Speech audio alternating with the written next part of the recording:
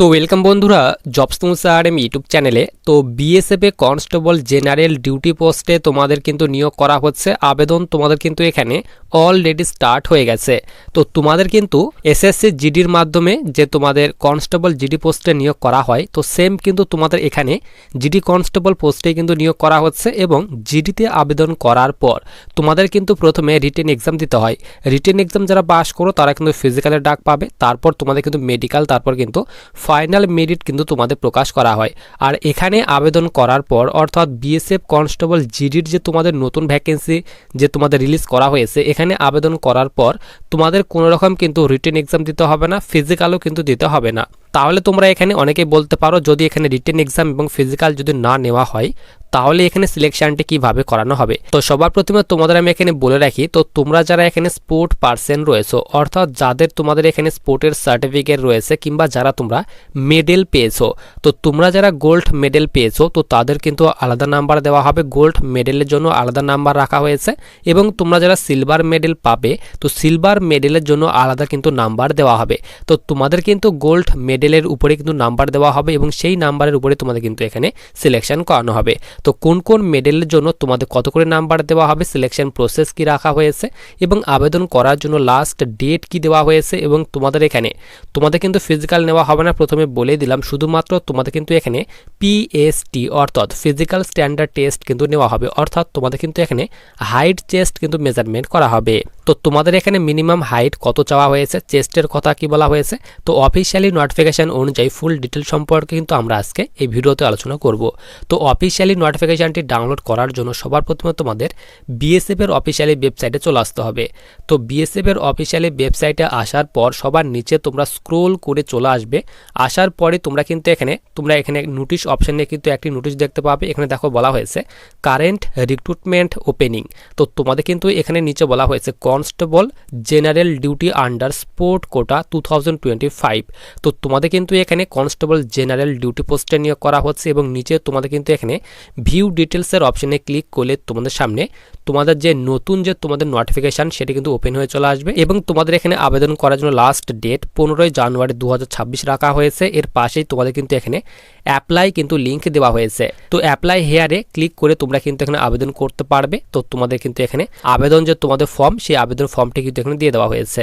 তো তোমরা এখানে আবেদন করার আগে দেখে নাও তোমরা এখানে কারা কারা আবেদন করতে পারবে, সিলেকশন কয়টি ধাপে করানো হবে, বেতন কত করে দেওয়া হবে, তার ফুল ডিটেলসগুলি তোমরা প্রথমে দেখে নাও। তো দেখো আমরা কিন্তু এখানে অফিসিয়ালি যে তোমাদের নোটিফিকেশান সেটি কিন্তু আমরা এখানে ওপেন করে নিয়েছি।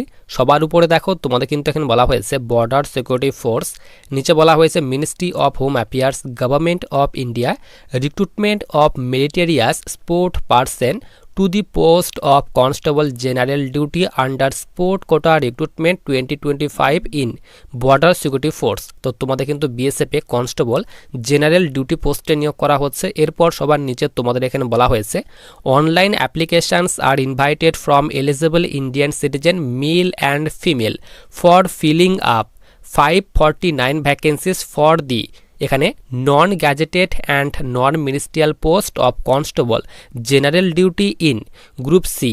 এখানে বলা হয়েছে on temporary basis likely to be made permanent in border security force against sport quota. তো তোমাদের এখানে বলা হয়েছে তোমাদের যে এখানে জিডি কনস্টেবল পোস্টে নিয়োগ করা হচ্ছে, তো তোমরা কিন্তু এখানে ভারতীয় নাগরিক মেল অ্যান্ড ফিমেল ছেলে মেয়ে উভয় আবেদন করতে পারবে। টোটাল তোমাদের কিন্তু এখানে 549টি ভ্যাকেন্সি দেওয়া হয়েছে। এবং তোমাদের এই পোস্টে কিন্তু গ্রুপ সির পোস্ট, তারই কথা বলা হয়েছে।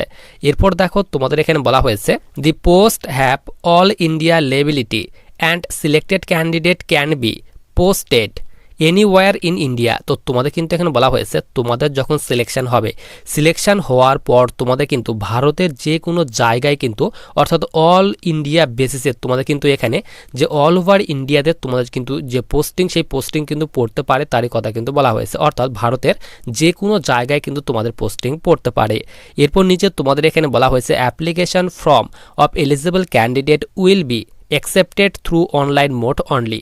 তো তোমাদের কিন্তু এখানে অনলি অনলাইন মোডে কিন্তু আবেদন করতে হবে। এখানে বলা হয়েছে no other mode for submission is allow. তো অনলাইন মোড ছাড়া বাকি মোডে আবেদন করলে তোমাদের ফর্মটি কিন্তু এখানে অ্যাকসেপ্ট করা হবে না, তারই কথা বলা হয়েছে। নিচে তোমাদের এখানে ইম্পর্টেন্ট ডেট বলা হয়েছে। তো 27/12/2025 থেকে আবেদন অলরেডি স্টার্ট হয়ে গেছে।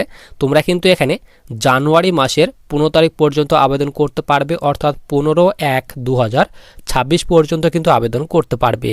এরপর নিচে তোমাদের এখানে স্পোর্টের ডিসিপ্লিন ভাগ করে দেওয়া হয়েছে, যে তোমাদের কোন কোন স্পোর্টের জন্য কতগুলি করে ভ্যাকেন্সি দেওয়া হয়েছে তার ফুল ডিটেলস কিন্তু এখানে দিয়ে দেওয়া হয়েছে।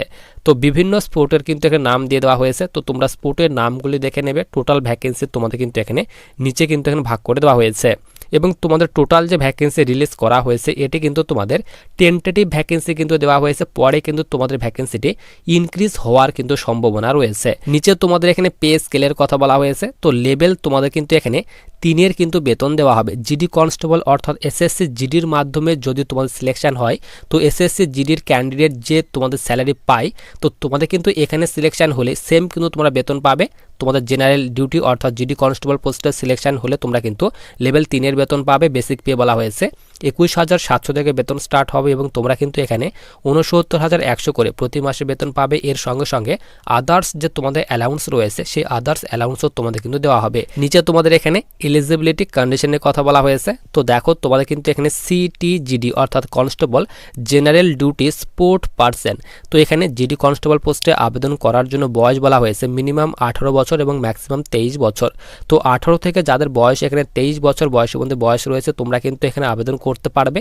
এটি কিন্তু তোমরা যারা জেনারেল স্টুডেন্ট রয়েছে তাদের ক্ষেত্রে দেওয়া হয়েছে। এছাড়াও তোমরা যারা এখানে এসসি কিংবা এসটি ক্যাটাগরি স্টুডেন্ট রয়েছে 5 বছর পর্যন্ত বয়সের ছাড় পাবে, এবং ওবিসিরা তোমরা কিন্তু এখানে 3 বছর পর্যন্ত বয়সের ছাড় কিন্তু পেয়ে যাবে। এবং আবেদন করার জন্য তোমাদের এখানে এডুকেশনাল কোয়ালিফিকেশন অর্থাৎ শিক্ষাগত যোগ্যতা বলা হয়েছে matriculation or its equivalent from a recognise board. তো যে কোনো বোর্ড থেকে যাদের এখানে শুধুমাত্র 10th পাস করা রয়েছে তোমরা কিন্তু এখানে আবেদন করতে পারবে, তারই কথা বলা হয়েছে। এবং তোমাদের অবশ্যই কিন্তু স্পোর্ট কোয়ালিফিকেশন কিন্তু থাকতে হবে, অর্থাৎ তোমাদের এখানে বলা হয়েছে যারা তোমরা ইন্টারন্যাশনাল কিংবা ন্যাশনাল লেভেলের স্পোর্ট খেলেছো তো তোমরা কিন্তু এখানে আবেদন করতে পারবে। অলিম্পিক কিংবা যারা খেলো ইন্ডিয়া ইউনিভার্সিটি গেম যারা খেলেছো, তো বিভিন্ন গেমের কিন্তু এখানে নাম তোমাদের দিয়ে দেওয়া হয়েছে। এখানে বলা হয়েছে ন্যাশনাল ইভেন্টস, তারপর এখানে বলা হয়েছে টিম ইভেন্টসে যদি তোমরা খেলে থাকো ন্যাশনাল কিংবা ইন্টারন্যাশনাল, তারাও কিন্তু এখানে আবেদন করতে পারবে। ফুল ডিটেলস তোমাদের কিন্তু এখানে দিয়ে দেওয়া হয়েছে। এরপর নিচে দেখো এজ লিমিট। তো তোমাদের বলে দিলাম 18 বছর থেকে 23 বছর বয়সের মধ্যে বয়স হতে হবে, এবং তোমাদের বয়সটি কিন্তু ক্যালকুলেট করা হবে 1 আগস্ট 2025 তারিখ অনুযায়ী, তারই কথা বলা হয়েছে। এবং এসসি এসটিরা 5 বছর পর্যন্ত বয়সের ছাড় পাবে, এবং ওবিসিরা তোমরা 3 বছর পর্যন্ত কিন্তু এখানে বয়সের ছাড় কিন্তু পেয়ে যাবে। এরপর দেখো সবার নিচে তোমাদের কিন্তু এখানে মার্কসের কথা ভাগ করে দেওয়া হয়েছে। তো তোমাদের প্রথমে আমি বলেই দিলাম তোমাদের কিন্তু এখানে মেডেল অনুযায়ী নাম্বার দেওয়া হবে। তো দেখো এখানে বলা হয়েছে তোমরা যারা এখানে অলিম্পিক গেমে যারা পার্টিসিপেট করেছো কিংবা সামার কিংবা উইন্টার গেমে যারা পার্টিসিপেট করলে তোমরা কিন্তু এখানে 80 নাম্বার কিন্তু পাবে। এবং যারা তোমরা পার্টিসিপেট করেছো এবং মেডেল যারা পেয়েছো, ধরে নাও তোমরা কেউ গোল্ড মেডেল পেয়েছো, তো তোমাদের কিন্তু এখানে 100 নাম্বার দেওয়া হবে। যারা সিলভার মেডেল পেয়েছো তাদের কিন্তু 96 নাম্বার দেওয়া হবে, এবং ব্রোঞ্জ মেডেল পেয়ে থাকলে তোমরা কিন্তু 92 নাম্বার কিন্তু দেওয়া হবে।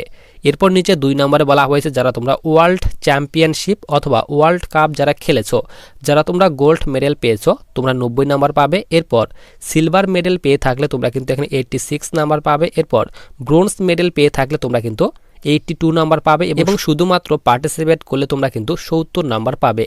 এইভাবে তোমাদের কিন্তু এখানে 3 নম্বরে বলা হয়েছে এশিয়ান গেম যারা খেলেছো, এবং এখানে বলা হয়েছে কমনওয়েলথ গেম 4 ইয়ার, যে 4 বছর অন্তর অন্তর তোমাদের যে কমনওয়েলথ গেম হয়ে থাকে সেই গেমে যারা তোমরা খেলেছো এবং গোল্ড মেডেল যারা পেয়েছো 80 নাম্বার পাবে। এরপর সিলভার মেডেল পেয়ে থাকলে তোমরা 76 নাম্বার পাবে। ব্রোঞ্জ মেডেল পেয়ে থাকলে তোমরা কিন্তু 72 নাম্বার পাবে, এবং পার্টিসিপেট করলে তোমরা কিন্তু 60 নাম্বার পাবে, 60 নাম্বার তোমাদের দেওয়া হবে। এরপর এখানে এশিয়ান চ্যাম্পিয়নশিপ অথবা এখানে বলা হয়েছে কমনওয়েলথ চ্যাম্পিয়নশিপ। তো বিভিন্ন তোমাদের কিন্তু এখানে গেমের নাম দেওয়া হয়েছে এবং মেডেল অনুযায়ী তোমাদের কিন্তু নাম্বার ভাগ করে দেওয়া হয়েছে। তো তোমরা যে গেমে পার্টিসিপেট করেছো, যে মেডেল তোমরা পেয়েছো সেই হিসেবে তোমাদের নাম্বার দেওয়া হবে, এবং সেই নাম্বারের উপরে তোমাদের কিন্তু এখানে যে ফাইনাল যে মেরিট সেই ফাইনাল মেরিট কিন্তু প্রকাশ করা হবে। এরপর সবার নিচে আমরা এখানে চলে আসি। তো নিচে দেখো তোমাদের কিন্তু এখানে পিএসটি অর্থাৎ ফিজিক্যাল স্ট্যান্ডার্ড টেস্টের কথা বলা হয়েছে। তো তোমাদের প্রথমে আমি বলে দিলাম তোমাদের কিন্তু এখানে পিইটি কিন্তু নেওয়া হবে না, অর্থাৎ ফিজিক্যাল যে এফিসিয়েন্সি টেস্ট সেটি কিন্তু নেওয়া হবে না, শুধুমাত্র তোমাদের পিএসটি নেওয়া হবে, অর্থাৎ ফিজিক্যাল স্ট্যান্ডার্ড টেস্ট তোমাদের নেওয়া হবে। এখানে কিন্তু তোমাদের শুধুমাত্র হাইট এবং চেস্ট কিন্তু মেজারমেন্ট করা হবে। তো হাইট বলা হয়েছে ছেলেদের ক্ষেত্রে 170 সেন্টিমিটার অর্থাৎ 170 সেন্টিমিটার তোমাদের হাইট হতে হবে, এবং মেয়েদের জন্য বলা হয়েছে 157 সেন্টিমিটার হাইট হতে হবে। এবং তোমাদের নিচে কিন্তু এখানে যে হাইটের ছাড় সেই হাইটের ছাড় কিন্তু এখানে দিয়ে দেওয়া হয়েছে। তো তোমরা যারা অল ওভার ইন্ডিয়া থেকে এসটি ক্যাটাগরির স্টুডেন্ট, তো তাদের ক্ষেত্রে বলা হয়েছে ছেলেদের ক্ষেত্রে 162.5 সেন্টিমিটার হাইট হতে হবে, এবং মেয়েদের ক্ষেত্রে কিন্তু এখানে 150 সেন্টিমিটার হাইট হতে হবে। এবং তোমরা যারা নর্থ ইস্টার্ন স্টেট থেকে রয়েছো এসটি ক্যাটাগরির স্টুডেন্ট, তো তাদের ক্ষেত্রে বলা হয়েছে ছেলেদের ক্ষেত্রে 157 সেন্টিমিটার এবং মেয়েদের ক্ষেত্রে 147.5 সেন্টিমিটার হাইট চাওয়া হয়েছে। এবং তোমরা যারা এই সব এরিয়া থেকে বিলং করো, যেরকম এখানে বলা হয়েছে candidate falling in the categories, এখানে বলা হয়েছে of Garhwali, Kumaoni, Dogra, Marathas and candidate belonging to the state and ইউটির কথা বলা হয়েছে আসাম, হিমাচল প্রদেশ, জম্মু কাশ্মীর, লাদাখ। তো এই সব স্টেট কিংবা ইউটি থেকে হয়ে থাকলে তো তোমাদের হাইট কিন্তু এখানে 165 সেন্টিমিটার চাওয়া হয়েছে ছেলেদের ক্ষেত্রে, এবং মেয়েদের ক্ষেত্রে কিন্তু এখানে 155 সেন্টিমিটার হাইট চাওয়া হয়েছে। এবং তোমরা যারা এখানে নর্থ ইস্টার্ন স্টেট থেকে রয়েছো, এখানে বলা হয়েছে অরুণাচল প্রদেশ, মণিপুর, মেঘালয়া, মিজোরাম, নাগাল্যান্ড, সিকিম অ্যান্ড এখানে বলা হয়েছে ত্রিপুরা।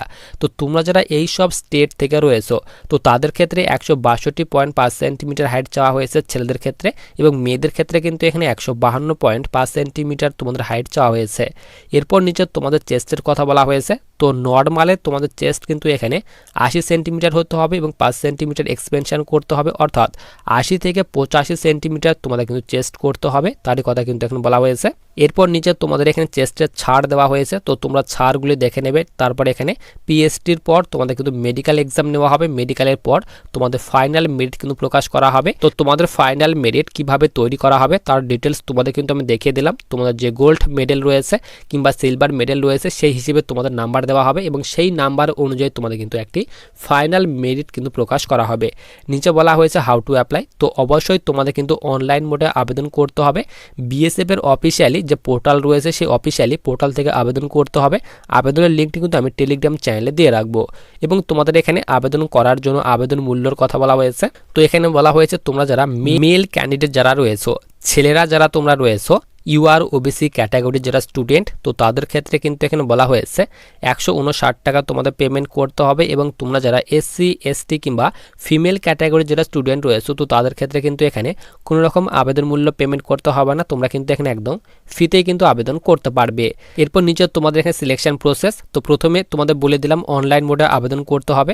আবেদন করার পর তোমাদের কিন্তু ডকুমেন্ট ভেরিফিকেশন করানো হবে যে তোমাদের সত্যিই স্পোর্টের সার্টিফিকেট রয়েছে কিংবা গোল্ড মেডেল যে তোমরা পেয়েছো, সত্যি তোমরা গোল্ড মেডেল পেয়েছো কি পাওনি তার জন্য তোমাদের কিন্তু একটি ডকুমেন্ট যে ভেরিফিকেশন সেই ডকুমেন্ট ভেরিফিকেশন করানো হবে বিএসএফ এর তরফ থেকে।